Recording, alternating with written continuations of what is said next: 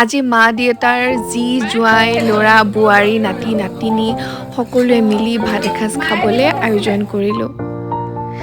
আয়োজন বুলিবলৈও বৰ বিশেষ নহয় বাৰু, জহা কোমোৰাৰ সৈতে হাঁহ মাংস আৰু বাহু মাছ।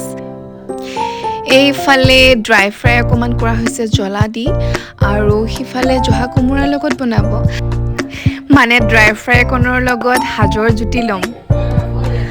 মই পিছে আজি পাকঘৰত কিবা এটা কৰিবলৈ সুবিধাই পোৱা নাই, কাৰণ কিনো কৰিম, বৌ আৰু জুলিবাই পূৰা ৰন্ধাত লাগি গৈছে, আৰু মায়েও পিছে বাৰু বনাইছে, আৰু সেইকাৰণে সেই সুবিধাকণ পাওঁতেই মানে মই ভিডিঅ'বিলাক কৰিব পাৰিছোঁ। আৰু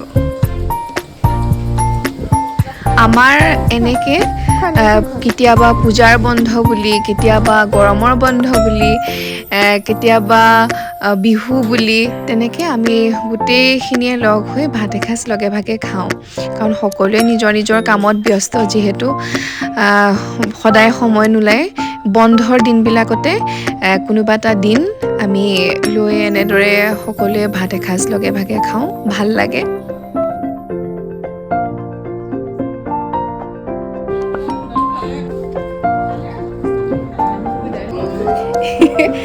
কাঁহী বাতি লেতেৰা কম কৰাৰ বুদ্ধি আমি ডাঙৰখিনিয়ে ডিছ পাতত খালোঁ।